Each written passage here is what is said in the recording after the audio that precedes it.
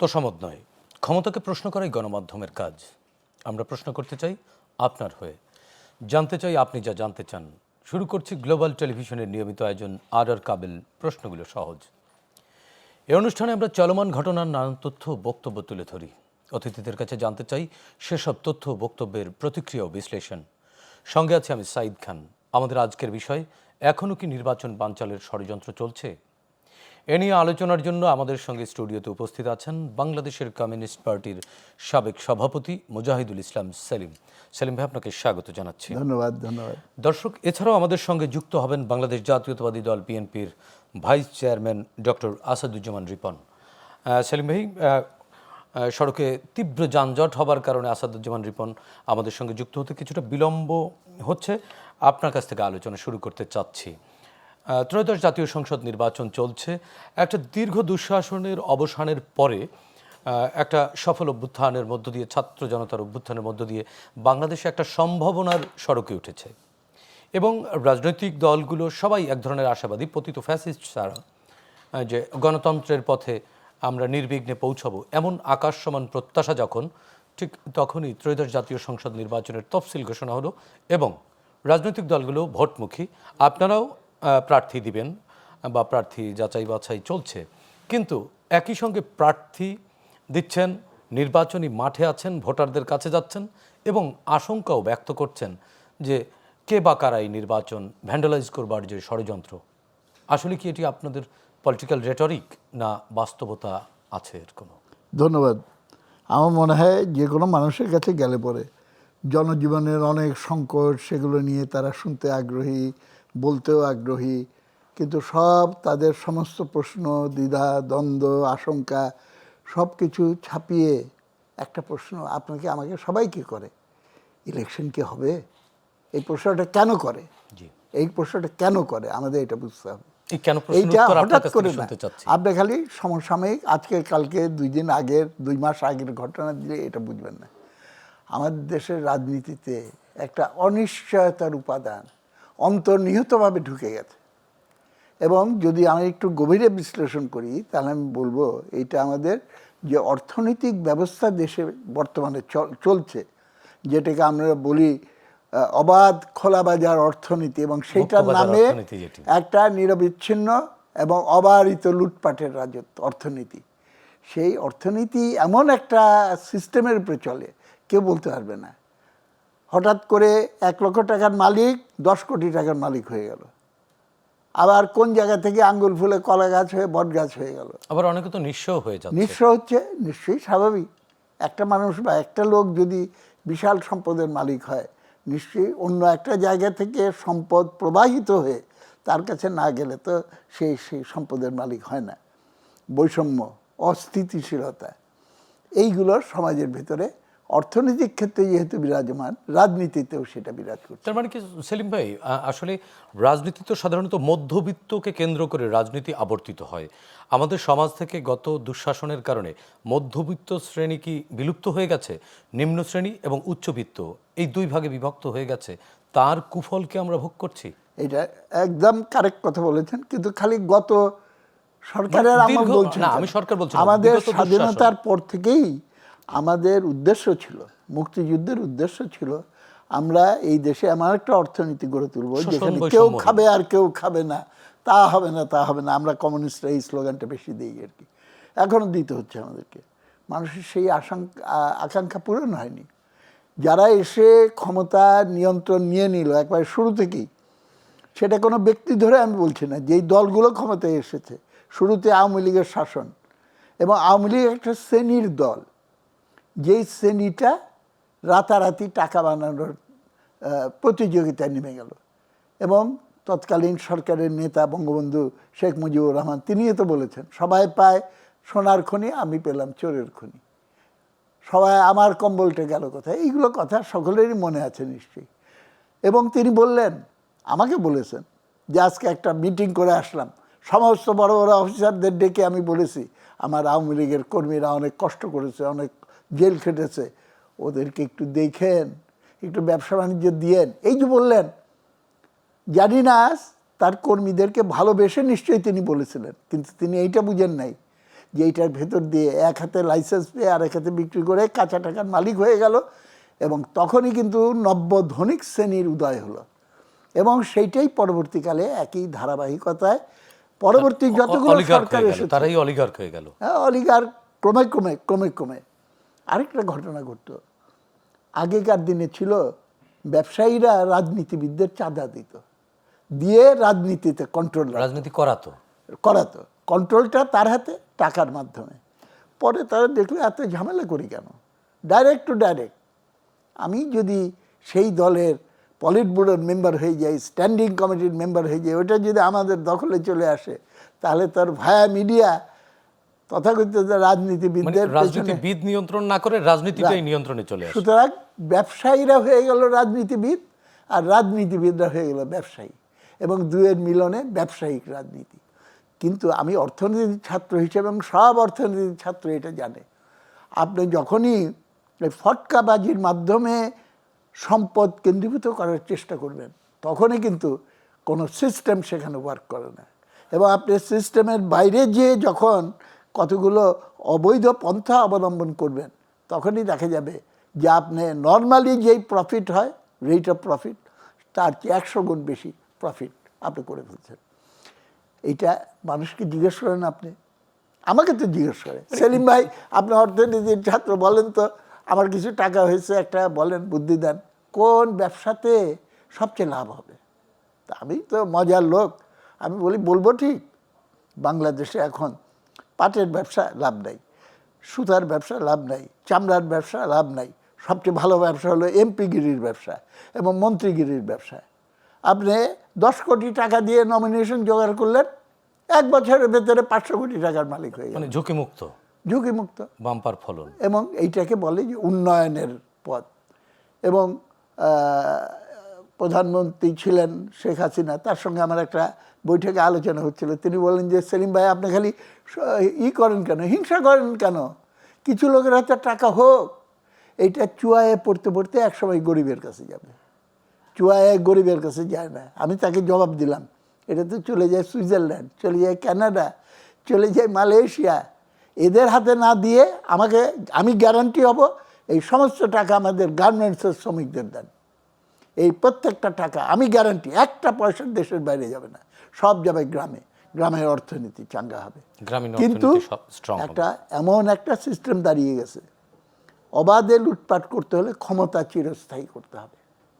দেশপ্রেমের জন্য উন্নয়নের জন্য রাজনৈতিক স্থিতিশীলতা, রাজনৈতিক স্থিতিশীলতার জন্য সরকারের ধারাবাহিকতা দরকার। সরকারের ধারাবাহিকতা মানে কি? মানে হলো বারবার দরকার আওয়ামী লীগের সরকার, বারবার আমরা যে স্লোগান শুনি। সুতরাং আপনি দেখেন, দেশপ্রেমের সঙ্গে এটা যখন কানেক্ট করে দিচ্ছে, আপনি সরকারের ধারাবাহিকতা বজায় রাখার জন্য আপনি যদি 100 জন লোককে গুলি করে মেরে ফেলেন, আপনি কিন্তু বলে দিচ্ছেন থিওরি অনুযায়ী এইটা একটা দেশপ্রেমিক কাজ। আপনি যদি 500 কোটি টাকা লুটপাট করেন, যে আমি ক্যাডার পালার জন্য এটা রাখবে, এবং ক্যাডার না পারলে পরে আমি তো চিরদিন দরকার আওয়ামী লীগের সরকার, এটা করতে পারবো না। এইগুলো হলো ফ্যাসিবাদী চিন্তার উৎস। এবং এইটা যখন হয়, তখন একটা অনিশ্চয়তা, যেমন অর্থনীতিতে আমি দেখতে পাই, সঙ্গে সঙ্গে সেটা রিফ্লেক্টেড হয়। রাজনীতির স্থিতিশীলতা নির্ভর করে আসলে অর্থনৈতিক স্থিতিশীলতার উপর। তাছাড়া আরেকটা পয়েন্ট আমি না বলতে পারছি না, এইটার সঙ্গে আমাদের রাজনীতির ক্ষেত্রে দেখেন, আমরা স্বাধীনতা করলাম, এবং একটা ঘটনা দিয়ে বলবো না, বারবার আমাদের ইতিহাস, আমরা বীরের জাতি, আমরা লড়াই করে বিজয় ছিনিয়ে আনি, কিন্তু আমরা দুর্ভাগা জাতি। আমরা বিজয় আনি কিন্তু বিজয় ধরে রাখতে পারি না, বারবার বারবার বারবার এইটা হচ্ছে। সেলিম ভাই আমাদের সাথে যুক্ত হয়েছেন বাংলাদেশ জাতীয়তাবাদী দল বিএনপির ভাইস চেয়ারম্যান আসাদুজ্জামান রিপন। রিপন ভাই, আপনাকে স্বাগত জানাচ্ছি। আমরা অত্যন্ত প্রিয় মানুষের, আপনার ক্যাম্পাসের বড় ভাই অবশ্যই, এবং ডাকসুর সাবেক ভিপি সেলিম ভাই অবশ্যই সর্বজন শ্রদ্ধেয়। রিপন ভাই, আমরা সেলিম ভাইয়ের কাছ থেকে আলোচনা শুনছিলাম যে নির্বাচন কিন্তু চলছে, ভোট 12 ফেব্রুয়ারি হচ্ছে, তার মানে নির্বাচনী আনুষ্ঠানিকতা চলছে, মানে নির্বাচন চলছে ধরে নেওয়া যায়। কিন্তু সেলিম ভাই বলছিলেন যে গ্রামে ওনারা যখন সাধারণ মানুষের কাছে যান, নানান সংকটের কথা তুলে ধরেন, নানান মানে চ্যালেঞ্জের কথা তুলে ধরেন, কিন্তু শেষে একটি প্রশ্ন করেন, ভোটটি হবে তো? আমাদেরও প্রশ্ন আপনার কাছে, ধন্যবাদ যে আপনাকে। আসলেই কি এখনো ভোট নিয়ে কোনো আশঙ্কা আছে কিনা, কোনো ষড়যন্ত্র আছে কিনা? ধন্যবাদ আপনাকে। আমি তো নিজে কোনো হাইপোথেসিস দিতে পারবো না। আমি শুধুমাত্র যদি প্রত্যেক রিপোর্ট এবং পলিটিক্যাল পার্টিগুলোর যদি তাদের কমেন্টসগুলো যদি দেখি বিভিন্ন ঘটনার পরিপ্রেক্ষিতে, এটা সত্য যে নির্বাচনের দিনক্ষণ ঠিক হয়েছে, তফসিল ঘোষণা হয়েছে, প্রার্থীরা আপনার ফর্ম তুলছেন, এক ধরনের মানে ফর্ম পূরণ করার প্রস্তুতিও চলছে, সব ঠিক আছে। এখানে কোনো ঘাটতি আমি দেখছি না। কিন্তু আপনার আইন শৃঙ্খলা পরিস্থিতি, পার্টিকুলারলি আপনার ওসমান হাদির যে দুঃখজনক হত্যাকাণ্ডের যে ঘটনাটি ঘটলো, এই ঘটনার পর থেকে আপনার রাজনৈতিক দলগুলোর বিবৃতি, তারপরে আপনার ডেইলি স্টার, প্রথম আলো, উদীচী, ছায়ানট, নানা প্রতিষ্ঠানগুলোতে যে আপনার আপনার হামলার ঘটনাটা যেটা মানে আমরা প্রত্যক্ষ করলাম, সেখানে প্রশ্ন উঠেছে আপনার ল অ্যান্ড অর্ডার সিচুয়েশনের ইয়েটা, এফিকেসিটা, তারপর বাহিনীগুলোর আপনার সক্ষমতা, তাদের পারঙ্গমতা, অথবা তারা কতটা প্রোঅ্যাক্টিভ ছিল অথবা ছিল না, নানা ধরনের কথা উঠেছে। আপনার এনসিপির তরফ থেকে তো বলা হয়েছে যে সরকারের একটি অংশ, খুব ক্যাটেগরিক্যালি বলেছে, সরকারের একটি অংশের নিষ্ক্রিয়তা অথবা তাদের সহযোগিতা, দুটোই কথা, একটা হচ্ছে নিষ্ক্রিয়তার কথা বলেছে, আরেকটা সহযোগিতার কথা বলেছে। দুটো কিন্তু মারাত্মক অভিযোগ, এবং কম বেশি এই ধরনের অভিযোগ অন্যান্য রাজনৈতিক দলগুলো তুলেছে। এখন নির্বাচন যাদেরকে দিয়ে, নির্বাচন তো আসলে কাঠামোগতভাবে নির্বাচন কমিশন করে, কিন্তু সেটাকে সহযোগিতা কে করে? সব প্রশাসন, সব স্টেকদের প্রশাসন, সোজা কথা প্রশাসন, সরকার। নির্বাচন কমিশনের অধীনেই থাকে, মানে নির্বাচন তফসিল ঘোষণার পর থেকে এন্টায়ার অ্যাডমিনিস্ট্রেশনটা নির্বাচন কমিশনের অধীনেই চলে যায়।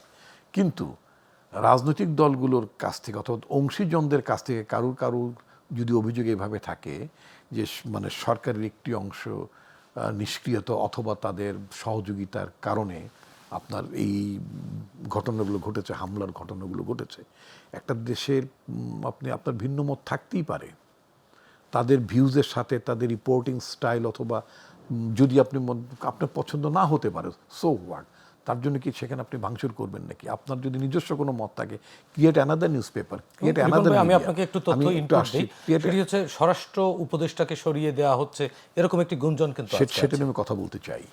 তো ফলে এইসব বিষয় যখন অভিযোগগুলো যখন সরকারের নিষ্ক্রিয়তা অথবা একটি অংশের সহযোগিতার কথা যদি থাকে, তাহলে প্রথম কথা হচ্ছে আমার প্রথম কথা হচ্ছে, বা মানে আমি ইন্ডিভিজুয়াল অ্যাজ এ সিটিজেন আমি কি দাবি তুলতে চাই, যাদের বিরুদ্ধে, যারা সরকারের এই নিষ্ক্রিয়তা এবং সরকারের একটি অংশের সহযোগিতার কথা অভিযোগ করেছেন, আমি তো মনে করি সরকার উচিত হবে তাদের কথা শোনা, এবং শুনে নির্বাচন অনুষ্ঠানের আগে, অর্থাৎ অনতিবিলম্বে ইউনূস সরকারের উচিত হবে, প্রফেসর মোহাম্মদ ইউনূসের উচিত হবে যে সরকারের যে অংশটি নিষ্ক্রিয় থাকে অথবা যে অংশটি সহযোগিতা করছে বলে অভিযোগ আছে, এই দুটো শ্রেণীকে আপনার নির্বাচন আগে সাইড ডেনে নিয়ে যাওয়া। কিন্তু আসছে সেটা যদি উপদেষ্টার মধ্যেও থাকে, তাহলে তাদেরকে সরিয়ে দিতে হবে। প্রফেসর মোহাম্মদ ইউনূস তো খুব ক্যাটেগরিক্যালি বলেছিলেন, আমার বন্ধু নুরুল কবির, নিউজের এডিটর, তার সাথে একটা সাক্ষাৎকারে বলেছেন যে তিনি যে মানে সরকার গঠন করেছেন, অর্থাৎ ওনার উপদেষ্টা পরিষদটা যখন গঠন করেছেন, তিনি এটা মানে অনেক ভেবেচিন্তে এটা গঠন করার সুযোগ তিনি পাননি। এখন কথা হচ্ছে যে আপনার অলমোস্ট মানে 14-15 মাস পার হয়ে গেল, এর মধ্য থেকে যদি কারোর যদি আপনার সক্ষমতার অভাব পরিলক্ষিত হয়, তাহলে তো সারা পৃথিবীতে আপনার এটা মানে অ্যাডমিনিস্ট্রেশন চেঞ্জ পরিবর্তন আনার তো সুযোগ থাকে। কিন্তু প্রফেসর মোহাম্মদ ইউনূস আপনার শেখ হাসিনা সরকারের মতো অনেক সময় পলিটিক্যাল গভর্নমেন্ট কে কী ভাববে, আমি সরকারের পরিবর্তন করলে মানে উপদেষ্টা পরিষদের রদবদল করলে সরকারের দুর্বলতা প্রতিভাত হয় কি না, এসব নানা চিন্তা ভাবনা থেকে যদি উনি অক্ষম, দুর্বল, অথবা যারা ডেলিভারি করতে পারেন না, অথবা যাদের বিরুদ্ধে অভিযোগ আছে, অথবা যাদের বিরুদ্ধে ষড়যন্ত্রের অভিযোগ আছে, ইত্যাদি ইত্যাদি, তো তাদেরকে সরিয়ে দেওয়া উচিত ছিল, উচিত হবে। শব্দটি কি একটু ব্যাখ্যা না, আমি এগুলো পলিটিক্যাল পার্টিগুলো তাদের বক্তব্য বিবৃতির মধ্যে কথাগুলো বলেন, আমি সেটাকে কোট করে বলছি। যদি তাই থেকে থাকে, তাহলে এটাকে তো রিঅর্গানাইজ করা, তার অ্যাডভাইজারি কাউন্সিলটাকে রিঅর্গানাইজ করা, রিকাস্ট করা, এটা তো হয়। এটা না হওয়ার তো কোনো, আমি যদি আরো যদি বলি, আপনি হয়তো প্রশ্ন তুলবেন যে মাত্র 2 মাস আছে নির্বাচনে, 3 মাসের জন্য তত্ত্বাবধায়ক সরকারও আসে, আমাদের দেশে 3 মাস বয়সী তত্ত্বাবধায়ক সরকার ছিল না? 3 মাস বয়সী তত্ত্বাবধায়ক সরকার মানে আপনার উপদেষ্টা পরিষদ গঠন করতেন না?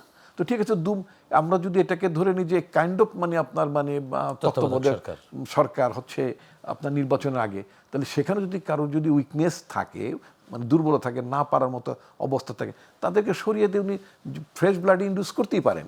আচ্ছা, আমি এখন আসছেন আপনি আপনার স্বরাষ্ট্র উপদেষ্টার পদত্যাগের বিষয়টি নিয়ে। এন্টায়ার পুলিশ বিজিবি অর্থাৎ একটা স্বরাষ্ট্র উপদেষ্টার অধীনে, মানে স্বরাষ্ট্র মন্ত্রণালয়ের অধীনে যে সমস্ত রাষ্ট্রীয় প্রতিষ্ঠানগুলো থাকে, টোটাল ল এনফোর্সমেন্ট এজেন্সি, ওই তো মানে যে সমস্ত রাষ্ট্রীয় প্রতিষ্ঠানগুলো থাকে, সরকারের আইন প্রয়োগের সংস্থা অথবা বলেন বা গোয়েন্দা সংস্থাগুলো যদি বলেন, আচ্ছা আপনি ধরুন তো যে স্বরাষ্ট্র উপদেষ্টা পদত্যাগ হয়ে গেল, আপনি কালকে ওখানে যেয়ে বসলেন বা সেলিম ভাই ওখানে যেয়ে বসলেন, ওগুলো যদি ফাংশনাল না হয়, মানে আদার প্রতিষ্ঠানগুলো যদি ফাংশনাল না হয়, ইনঅপারেটিভ যদি হয়, তারা যদি সহযোগিতা না করেন, তারা যদি রেসপন্স না করেন, মানে অ্যাক্ট রিয়াক্ট করার মতন অ্যাবিলিটি যদি তাদের না থাকে, সেখানে আপনি পেন্টাগনের থেকেও যদি আপনি ডিজি নিয়ে আসেন, কেজিবি প্রধান লাইনে যদি বসাই দেন, সে কি করবে? সুতরাং এই যে আমরা করছে না কেন, কথায় আমরা যে স্বরাষ্ট্র উপদেষ্টার পদত্যাগ চাই, ইজ ইট দ্য সলিউশন? আমি তো জানি হি ইজ ভেরি সিনসিয়ার, উনি অনেস্টলি ডেলিভার করছেন, he is not a corrupt, মানে পুরো সময়টা তিনি কাজে লাগাচ্ছেন। সুতরাং তার পদত্যাগ দাবি করে আলটিমেটলি কোনো সমাধান হবে কিনা এটা ঠিক হচ্ছে না। এক, আপনি বলছেন শুনছে না কেন, না শোনার বা অ্যাক্ট করছে না কেন, তার ওয়ান অফ দ্য রিজন হচ্ছে যে আপনার এই যে যারা বাহিনীগুলোতে আছে, যারা বিভিন্ন পর্যায়ে যারা আছেন, এদের কারো অদক্ষতা, দীর্ঘদিন আউট অফ সার্ভিস ছিলেন, দীর্ঘদিন আপনার উপযুক্ত জায়গাগুলোতে কমান্ড পজিশনে ছিলেন না, সিচুয়েশন হ্যান্ডেল করার যে ক্যাপাবিলিটি সেগুলো থেকে তারা অনেক দূরে ছিলেন, মানে এগুলো কখনো ফেস করেননি। আপনি যদি অনেক দিন যদি আপনি উপস্থাপনা থেকে দূরে থাকেন, আপনি তো 15 বছর পর আপনি নিজেই মানে how to present the thing আপনি নিজেও ভুলে যাবেন বা একটু গরমিল হয়ে যাবেন। চর্চার বিষয় তো এখানে একটা চর্চার বিষয় আছে। আমি বলছি না যারা আছেন তারা অযোগ্য, তা বলছি না। মানে এই জায়গাগুলোতে মানে আপনি দেখবেন সিনিয়র অ্যাসিস্ট্যান্ট সেক্রেটারি সরাসরি সচিব হয়ে গেছেন, এরকম লোকও আছে। আবার আপনি দেখবেন যে শেখ হাসিনার আমলে এডিশনাল সেক্রেটারি পর্যন্ত গেছে, মানে অর্থাৎ নর্মালভাবেই তার পদোন্নতি হয়েছে, বিদেশ ভ্রমণ হয়েছে, সবই হয়েছে। মানে যদিও যে সরকারি কর্মচারীদের মানে সব একটা আমল নামে, এটা কি পিডিএস না টিডিএস কি যেন একটা বলে ওদের আমলাতান্ত্রিক ভাষা কি যেন বলে, হ্যাঁ, মানে একটা শিট আর কি, মানে তাদের সার্ভিস শিট। আপনি দেখবেন যে অনেকেই আওয়ামী লীগের আমলে খুবই আরাম আয়েসে ভালো ছিল, তারা আবার এই আমলেও তারা মানে হঠাৎ করে একেবারে প্রগ্রেসিভ হয়ে যাচ্ছে, মানে আন্দোলনের শক্তি হয়ে যাচ্ছে। আমার কাছে যেটা মনে হচ্ছে যে প্রশাসনের একটা বড় অংশ, বিশেষ করে আওয়ামী আমলে সুযোগ সুবিধা প্রাপ্ত যে সমস্ত দুটো শ্রেণী, একটা হচ্ছে যে অদক্ষতা, অযোগ্যতা, কি করব বুঝতে পারছে না, ক্যাপাবিলিটির অভাব আছে একটা সেকশনের, আরেকটা সেকশনের আছে যারা আওয়ামী আমলের টোটাল সুবিধা এনজয় যারা করেছেন, যাদের নিয়োগ থেকে শুরু করে পদোন্নতি শুরু করে কোনো কিছুই আপনার সংকটের মধ্যে ওয়েল ফ্যাসিলিটেড, একেবারে এক্স্যাক্টলি আপনি শব্দটা প্রপার বলেছেন। এই শ্রেণীটা এক ধরনের অপরচুনিস্ট হয়ে যাচ্ছে, হ্যাঁ, তারা সরকারকে ঠিক মতো সহযোগিতা করছেন না। আমার আপনাকে একটু থামাতে চাচ্ছি আমরা, ফলে সরকার একটা মানে বেকায়দাজনক অবস্থার মধ্যে আছে। আমি কয়েকটা সেকেন্ড নেই, সেটা হচ্ছে নির্বাচন আগে যদি আপনি এই সমস্ত পদার্থদের নিয়ে যদি আপনি আগাতে থাকেন, আর অপরদিকে উপদেষ্টা পরিষদের মধ্যে যারা নিষ্ক্রিয় থাকেন, সরকারকে সহযোগিতা করেন না, এক্স্যাক্টলি পলিটিক্যাল পার্টি কাদেরকে মিন করছেন that I don't know exactly. এটা সরকারের উচিত হবে ক্লোজ ডোরে পলিটিক্যাল পার্টিগুলো কনফিডেন্সে নিয়ে জানা। প্রফেসর মোহাম্মদ ইউনূস যদি জানতে চান যে আপনাদের অভিযোগটা কার ব্যাপারে, তাহলে উনি একটু রিঅর্গানাইজ করতে পারেন, সলিউশনের পথ পেয়ে যাবেন। হ্যাঁ, তবে সময়টা খুব কম, দ্রুত করতে হবে। এটা যদি আমরা অ্যাড্রেস করতে পারি তাহলে মানে শঙ্কা থাকবে না। 2 মাস আছে মাত্র নির্বাচনের বাকি, এখনো যদি পুরোটা নেই, সেটাই এখনো যদি মানুষ বলে হচ্ছে কি না হবে, তো তাহলে তো মানে এই প্রশ্ন যৌক্তিক জনগণের, হচ্ছে কিনা ওয়েল এটা মানে কেউ করেন, কিন্তু আমার কাছে এটা নিরসন সরকার করতে পারে। সেলিম ভাইয়ের কাছ থেকে একটু শুনবো। সেলিম ভাই, প্রশাসনের মধ্যে ইনঅ্যাক্টিভ কিছু লোক আছে, আবার কিছু আছে তারা ওয়েল স্কিলড না, মেধাবী, বাট এই কাজ করবার জন্য এনাফ স্কিলড না। এই কারণেই কি এই অস্থিরতা? রিপন ভাই যেটি ব্যাখ্যা করবার চেষ্টা করলেন, সিচুয়েশনটা তারা হ্যান্ডেল করতে পারছেন না, এই প্রশ্নের উত্তর শুনবো আপনার কাছ থেকে আমরা ছোট্ট একটি বিরতি থেকে ফিরে। দর্শক, আর কাবল প্রশ্নগুলো সহজ নিচ্ছি, ছোট্ট বিরতির সঙ্গেই থাকুন।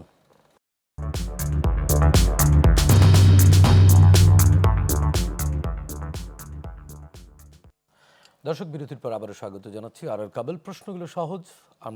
আমাদের সঙ্গে আলোচনার জন্য স্টুডিওতে উপস্থিত আছেন বিএনপির vice chairman doctor Asaduzzaman Ripon এবং আছেন বাংলাদেশের কমিউনিস্ট পার্টির সাবেক সভাপতি মুজাহিদুল ইসলাম সেলিম।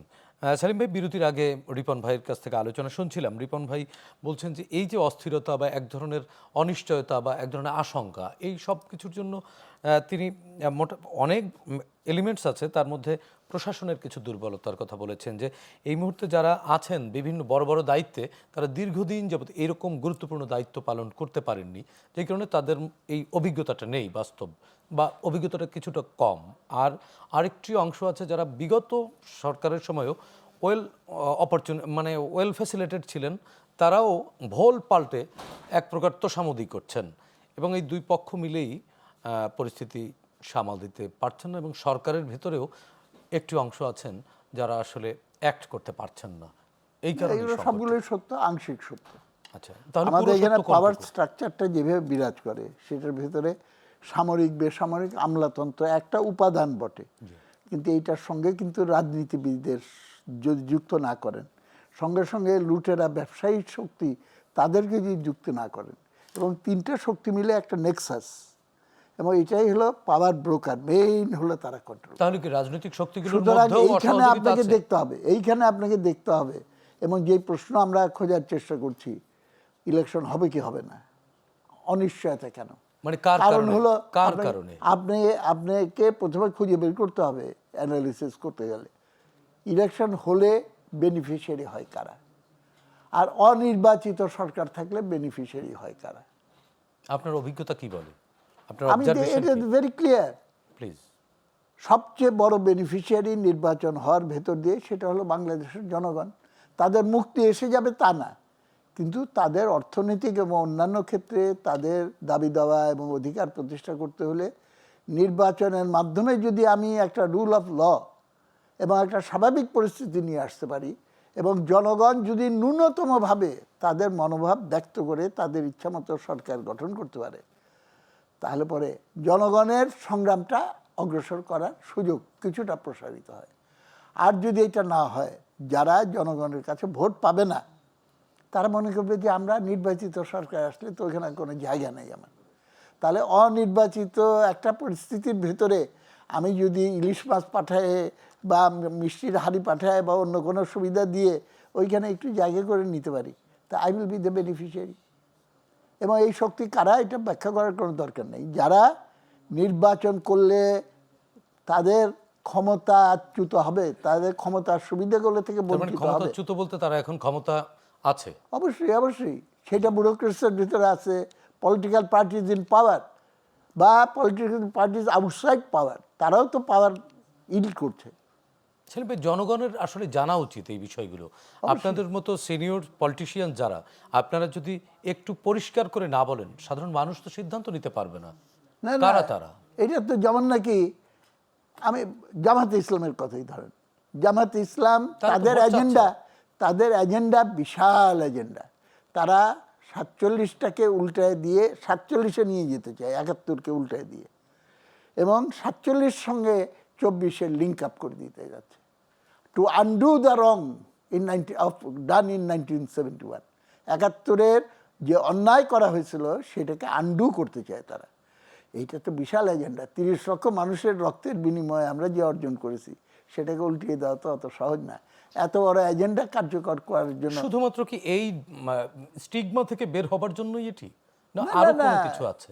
অবশ্যই অবশ্যই এটার সঙ্গে আমি বলছি যে একটা জায়গা দিয়ে আপনি পারবেন না। Component একটা আপনি না। যেটা একটা জবাব চাচ্ছেন, এইটাই হলো প্রবলেম আমাদের।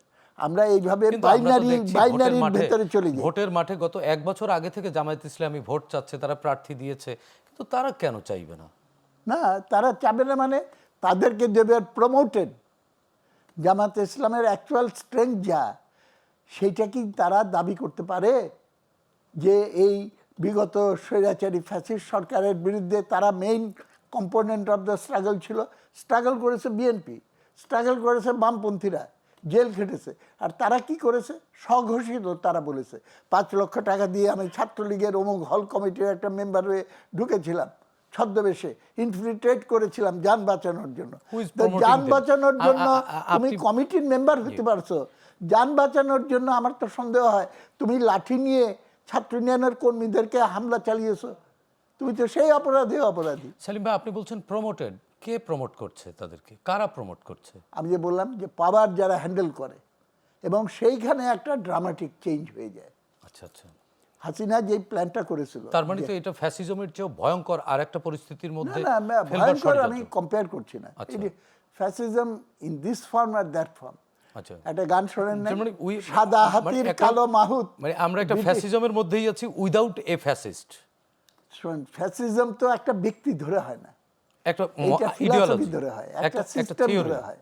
যখন আপনি জনগণকে তার অধিকার থেকে বঞ্চিত করেন এবং জনগণের উপরে চাপিয়ে দেওয়ার একটা ব্যবস্থাকে স্থায়ী করার জন্য আপনি যখন শক্তি প্রয়োগকেই আপনি তার অস্ত্র হিসেবে, একমাত্র অস্ত্র হিসেবে ব্যবহার করেন, এবং সেইটা ক্রমে ক্রমে ক্রমে ক্রমে একটা ফ্যাসিস্ট রূপ নিয়ে নেয়, যেটা দুর্ভাগ্যজনকভাবে এটা হয়েছিল।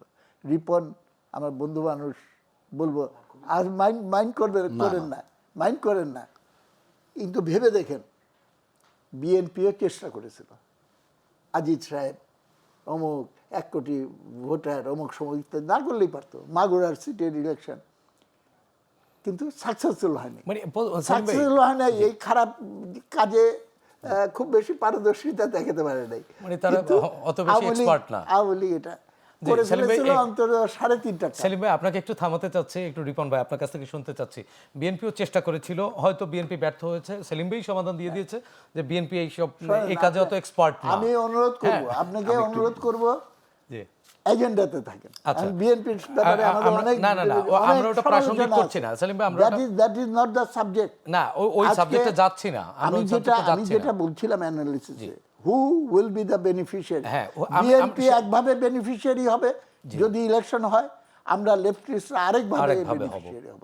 এটা কনসেন্ট্রিসিটি আছে, এবং আমি আপনাদেরকে বলছি ইলেকশন বানচাল করার যদি ষড়যন্ত্র হয়, আপনি কি পাবলিক দেখেছেন?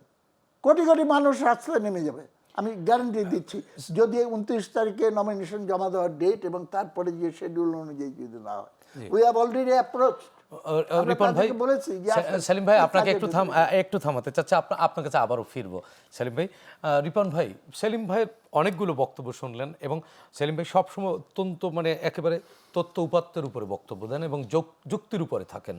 আপনি কি সেলিম ভাই সব কথাকে সমর্থন করছেন? না, সব কথা তো সমর্থন কেউই করবেন না। যেমন আমার বক্তব্য সেলিম ভাই কি আছে, আপত্তি আছে বা তার নিজস্ব ব্যাখ্যা আছে, স্বাভাবিক। না সেলিম ভাই, যে কথাটি বললেন যে জামাত ইসলামীকে প্যাট্রোনাইজ করা হচ্ছে, হ্যাঁ, একটা অভিযুক্ত আছে যে আপনার প্রশাসনের নানা স্তরে আপনার জামাতের লোকজন, আপনার সচিবালয় থেকে শুরু করে নানা স্তরে জামাতের লোকজন, কিন্তু জামাত তো বলছে যে বিএনপি সব দখল করে জামাতের ফেলেছে। লোকজন এলিভেটেড হয়েছে। এটা তারা মানে হয়তো নিজেদের অবস্থানটাকে তারা ঢাকার জন্য একটা কাউন্টার পজিশন নেন, সেটা আলাদা কথা।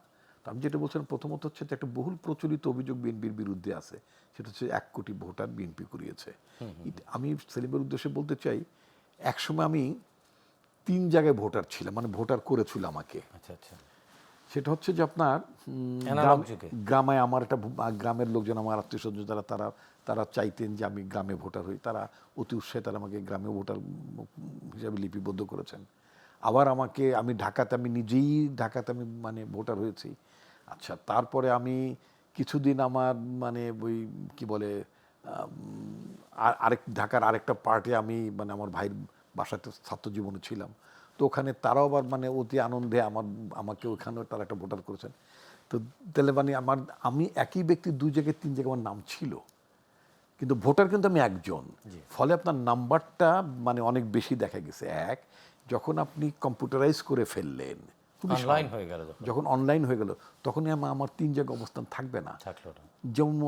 যেমন মনে করুন আমার কন্যা বাংলাদেশে ভোটার, এখন তিনি যদি এখন প্রবাসে আছে, সে যদি ওখান থেকে ভোটার হইতে চায়, সিস্টেমই তাকে অ্যালাউ করবে না। আমি বুঝাতে পেরেছি, কারণ একটা স্পেসিফিক এনআইডি উপর ভিত্তি করেই তো হয় এগুলো। আচ্ছা, তো ফলে এই যে 1 কোটি ভোটার বিএনপির সময় করা হয়েছিল, এটা আপনার মানে এক ধরনের অভিযোগ করার জন্য আওয়ামী লীগ মহল থেকে এটা উত্থাপন করলো এবং এটা সামহাও এটা হালেও পানি পেল। মানে এটা কি সিস্টেমের আসলে দুর্বলতা? ইয়েস, সিস্টেমের দুর্বলতা, অফকোর্স। এখন তো এটার কোনো intention ছিল এখন না। তো আপনি ইচ্ছে করলে আপনি এখন যদি আপনি ইচ্ছে করেন একজনও বাড়াতে পারেন, এই বাড়ানো যাবে সিস্টেমে না। আপনি একজনও বাড়াতে পারবেন না, অসম্ভব ব্যাপার। আপনার ফিঙ্গারপ্রিন্ট নেবেন, এটা নেবেন, ওটা নেবেন, ইত্যাদি ইত্যাদি। তো সুতরাং ওটা একটা সিস্টেমের এরর। তো ওটা বিএনপি ইন্টেনশনালি সার্টেনলি করেনি। এটা ঠিক যে আপনি নির্বাচন কমিশনে আপনার যে ভদ্রলোকের মানে যেটা আজিজ কমিশন বলা হয়, উনি কি নির্বাচন প্রধান কমিশনার ছিলেন বোধহয় নাকি? আচ্ছা, এম এ আজিজ। রাইট। এখন আমাদের দেশের কি বলবো, আমি বিচার বিভাগ নিয়ে কথাও বলতে চাই না। বিচারক নিয়োগের ক্ষেত্রে যে স্ট্যান্ডার্ডটা মেনটেন করা উচিত, আমরা তো সেটি দু পদ্ধতিতে আমরা বিচারক নিয়োগ করতে বলেই ফেলি আপনাকে। একটা হচ্ছে যে আপনার সার্ভিস থেকে যারা আসেন, ডিস্ট্রিক্ট জাজ থেকে আসেন, তাদের থেকে একটা অংশ নেওয়া হয়, মানে জুডিশিয়ারি থেকে নেয়, আরেকটা না হয় বেঞ্চ থেকে। এখন সমস্যা হচ্ছে যেমন এইবারে যে মানে অন্তর্বর্তী সরকার আমলে দেখা গেলো যে ওই একটা পচা আইন আছে। আমি আইনটা পচা বলি এই কারণে, ধরুন আপনি একসময় এলএলবি পাস করেছেন, আপনি সেভাবে কখনো প্র্যাকটিস করেননি, নাম কষ্ট কোনো সিনিয়র আন্ডার কাগজে কলমে ছিলেন, তারপর আপনি হাইকোর্টে 10 বছর, লোয়ার কোর্টে আপনার নামঠাম ছিল, তারপর আপনি হাইকোর্টে এনরোল্ড হয়েছেন, 10 বছর হয়ে গেছে। যেহেতু আপনার 10 বছর আপনি হাইকোর্টের এনরোলমেন্ট দেখা যাচ্ছে, ইচ্ছা করলে কিন্তু কোনো সরকার আপনাকে বিচারপতি বানাইতে পারে। এইটা কোনো লেখা নাই যে আপনি একজন আইনজীবী হিসেবে কতগুলো মামলায় আপনি জিতেছেন, অথবা কতগুলো মামলায় আপনার আর্গুমেন্ট, আপনার আরজি ডকুমেন্টেড হয়েছে, ডিএলএর পাবলিশ। রিপন ভাই, এই জন্য কোনো স্ট্যান্ডার্ড একটু মেনটেন থামাতে না করে, চাচ্ছি। আমরা বিরতির পরে না করে বিচারক আরো শুনবো। এর ফলে এরকম অনেক বিচারকদের মধ্যে সবাই কি বলবে, এরকম আছে, ভেজাল আছে। হ্যাঁ রিপন ভাই, আবারও আপনার কাছেই ফিরবো। দর্শক, আর কেবল প্রশ্নগুলো সহজ নিচ্ছি, আরও একটি ছোট্ট বিরতি, আমাদের সঙ্গেই থাকুন।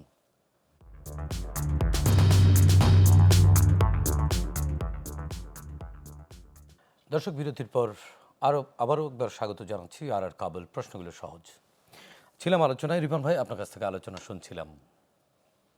আপনার এই নির্বাচনে ভোটার তালিকা বলেন, আপনার এটা তো একটা মানে সিস্টেমের এরর বললাম, বিচারকদের কথা বললাম, যে বিচারক নিয়োগের বিতর্ক বহু সময় ছিল না তা না। আমি একটা ঘটনা, আমি মানে আমার বিরুদ্ধে তো অনেকগুলো মামলা ছিল, তা আমি কোর্টে যখন মানে অভিযুক্ত করা হচ্ছে, হিয়ারিংটা হচ্ছে, তখন জিজ্ঞেস করে বিচারক যে গিলটি অর নট গিলটি। তা আমি চিন্তা করলাম, আমি যদি এক শব্দে বলি নট গিলটি, ইউজুয়ালি তাই করে সবাই, তা আমি বললাম না যে ইউজুয়ালি নট গিলটি না বলে আমি দাঁড়াই বললাম যে বিজ্ঞ আদালত, আমি কেন গিলটি নই এই ব্যাপার আমার কিছু বলার আছে। I don't have any lawyer, আমি আর এই মামলা চালাইতে পারতেছি না, অর্থনৈতিক অবস্থা দুর্বল হয়ে গেছে, তাই have decided to plead my case, আমি নিজেই করব। তো আমি অনুমতি চাই। উনি অনুমতি দিলেন। আমি বললাম যে বিজ্ঞ আদালত আমাকে ওই ফর্মালি যে এখানে উকিল সাহেবের যেমনি কথা বলে আর্গু করে, আমি ওখানে দাঁড়াতে চাই, দিলেন। তা আমি তো মানে উদাহরণটা আনলাম যে মাননীয় আদালত, আমি যখন এখানে আপনার এজলাসে আসলাম এখানে, তখন আমাকে কোনো মানে এই বিজ্ঞ আদালতের কেউ কোনো বিচারক আমাকে রিসিভ করতে আসেন নাই। কি বললেন আপনি এগুলো? বলে আমি জানি না আমার আদালত শেষ হওয়ার পরে আমাকে কেউ সেওপও করবেন কিনা। তো বলে আপনি এরকম আদালত অবমাননার কথা বলতে, আমি বিজ্ঞ আদালত, আমি তো মানে একটু উদাহরণ হিসেবে বলছি, এই কারণে ঘটনাটা ঘটেছে।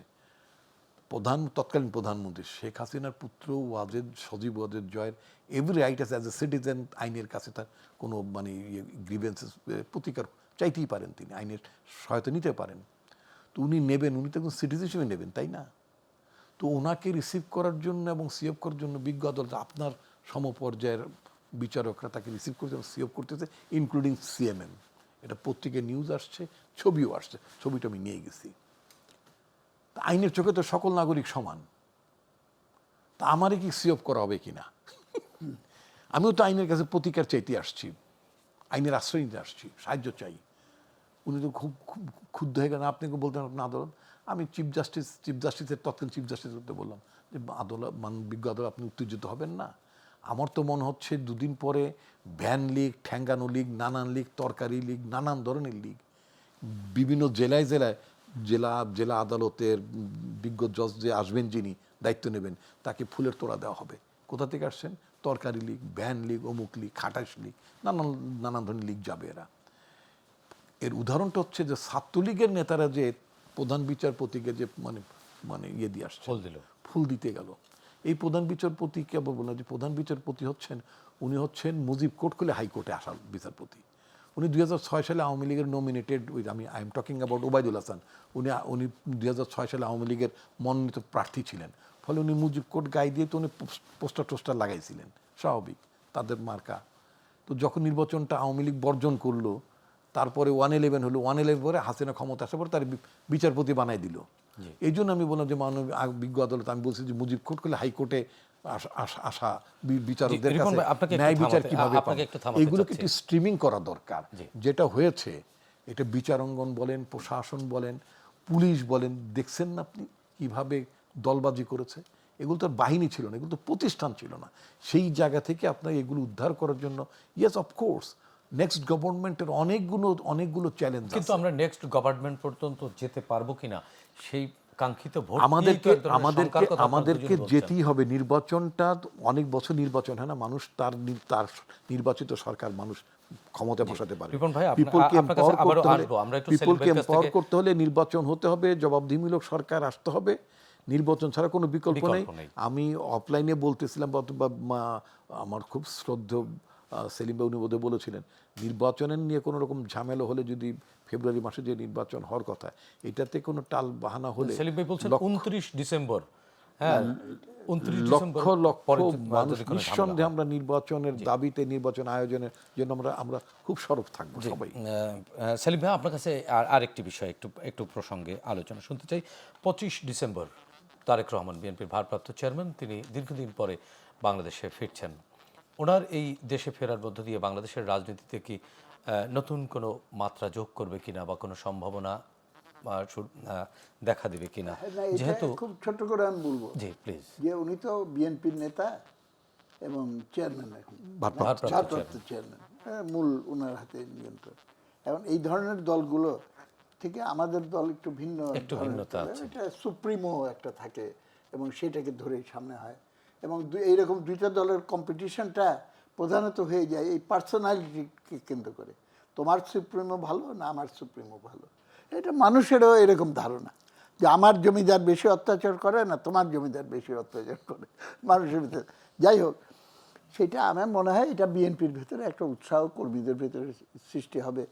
তাদের ভিতরে বহুদিন ধরে তারা ক্ষমতার বাইরে, এখন সেই জায়গাটায় হয়তো একটা পরিস্থিতি হবে, এবং এটার ফলে জাতীয় রাজনীতির ক্ষেত্রেও যারা মনে করছে যে সব কিছু টলটলায়মান, এই জায়গাটায় হয়তো একটু ডিফারেন্স আসবে, এবং ইনস্টেবিলিটির, অনিশ্চয়তার যে পরিস্থিতি, এইখানে একটু দূর হবে। বিএনপির সঙ্গে আমাদের অনেক ডিফারেন্স আছে। এই প্রসঙ্গে আগে যে আলোচনা হচ্ছে, এটাকে আমি এখানে বলতে চাই, নট রিপিটিং দ্য ইস্যুস। যেমন বিচারপতিদের অবসরের বয়স বাড়ানো হলো। যাই হোক, আমি এই বিতর্কে যেতে যাচ্ছি না, আমি খালি বলতে চাই বিতর্ক থাকবে। What is the problem? ডেমোক্রেসিতে তো আমরা ওয়ান পার্টি সিস্টেম, বাকশাল তো করবো না আমরা। তারপরে মতবিরোধ থাকবে, এটা নিরসন হবে মানুষের ভোটের ভেতর দিয়ে। That is a civilised method to settle the differences. এবং আমরা প্রাউড যে আমাদের ভেতর মতভেদ, আমরা তো বহুমতকে ধারণ করে, প্লুরালিজম, এটাকে প্র্যাকটিস করে আমরা আগাইতে চাই। একমত আর শোনেন, পাগল হয়ে গেছে ইউনিফর্মিটি, সবার একমত হইতে হবে, কোনো দরকার নেই। এটা কি সম্ভব? ইউনিটি আর ইউনিফর্মিটি এক জিনিস না। ইউনিটির আমি পক্ষে, কিন্তু সবাইকে জোর করে, যেমন গাধাকে পানি খাওয়ানোর মতো ঘাড় ধরে খাওয়ানো হয়, এইভাবে জোর করে ইউনিটি করার তো কোনো অর্থ নেই। যতক্ষণ শ্রেণী বিভক্ত সমাজ থাকবে ততক্ষণ, কিংবা না থাকলেও মানুষের প্রত্যেকের পারসেপশন অনুযায়ী এই ডিফারেন্সগুলো থাকবে। That is not a big problem. Big problem হলো আপনি একটা জনগণের রায়, সেইটার উপরে আপনি বিশ্বাস আছেন কিনা। এবং আমি এখনও বলবো, এই নির্বাচনের ক্ষেত্রে এই বিষয়টা কেউ আলোচনায় খুব বেশি আসে নাই। ডেমোক্রেটিক ফোর্সের জয়লাভের জন্য যেমন চেষ্টা করতে হবে, তার কিন্তু পরাজিত হতে পারি সেটার জন্য তার প্রস্তুতি থাকতে হবে। এইটা আমরা করি না বলে এই সমস্যা। সেলিম ভাই, আমরা শুনবো আরও একটি ছোট্ট বিরতি থেকে ফিরে আপনার কাছে আবারও এটি বিস্তারিত শুনবো। দর্শক, আর কাবল প্রশ্নগুলো সহজ নিচ্ছে, আরও একটি ছোট্ট বিরতি, আমাদের সঙ্গেই থাকুন।